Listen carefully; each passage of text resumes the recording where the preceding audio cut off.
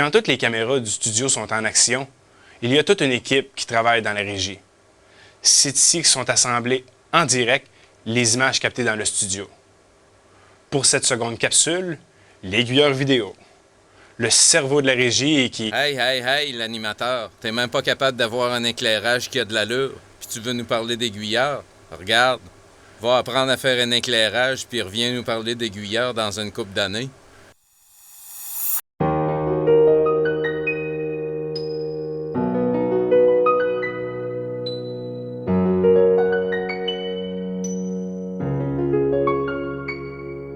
Lorsqu'on regarde la télévision, certains détails semblent si naturels qu'on peut facilement les prendre pour acquis. Avez-vous déjà remarqué à quel point les gens à la télé ont l'air naturels? On pourrait facilement avoir l'impression qu'ils sont éclairés par l'éclairage ambiant, que quelques ampoules suffisent à illuminer tout ce beau monde. Pourtant, rien n'est plus faux. Un éclairage plus ou moins complexe a été pensé pour chaque plan. On arrive à faire des beaux éclairages grâce à toi. Au final, qu'est-ce qui fait un bon éclairage? Si les façons d'installer nos projecteurs sont nombreuses, chacune de ces méthodes vise le même but. Faire passer les émotions le plus naturellement possible. Pour commencer, on allume la lumière principale. C'est avec celle-ci qu'on fait le gros de la job d'éclairage. Ensuite, on allume la lumière de remplissage. Celle-ci est généralement un peu moins intense que l'éclairage principal et vise à éclairer le deuxième côté du visage. Par après, on éclaire l'arrière-plan de notre scène.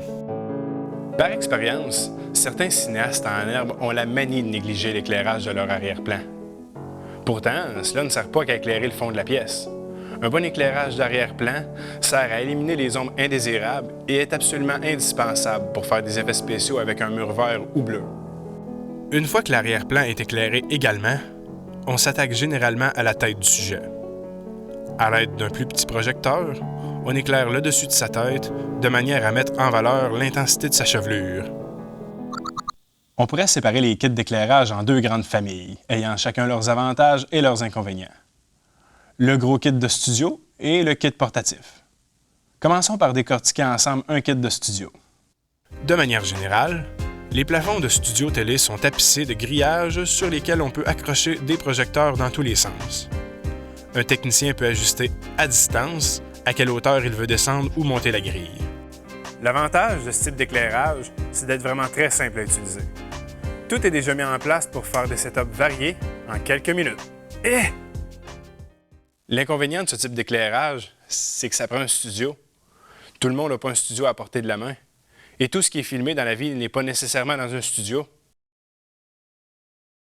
Il y a donc aussi des kits portatifs comme celui-ci. On y trouve des projecteurs de plusieurs grosseurs et puissances qu'on peut déplacer à loisir dans toutes sortes de situations. Viennent avec les projecteurs et les trépieds de nombreux accessoires visant à altérer notre éclairage. Ces objets, qui peuvent sembler rudimentaires, sont pourtant essentiels à la conception d'un éclairage réussi. L'avantage de ces kits reste clairement à leur polyvalence, qui en font des incontournables. Le problème, c'est qu'on doit les installer et les désinstaller pour chaque utilisation, et le résultat n'est pas tout le temps assuré. Puis l'éclairage, c'est correct? C'est pas assez fort. OK. Puis là? C'est donc ceci qui met fin à notre deuxième capsule. Vous l'aurez compris, un bon éclairage est une clé de voûte vers une vidéo de qualité.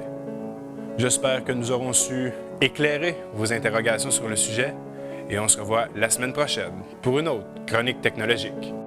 Coupé! Éclairer nos interrogations? Ouais. Par chance que t'es rendu meilleur en éclairage que pour faire des jokes. Il n'y aurait pas moyen de le mettre dehors, lui.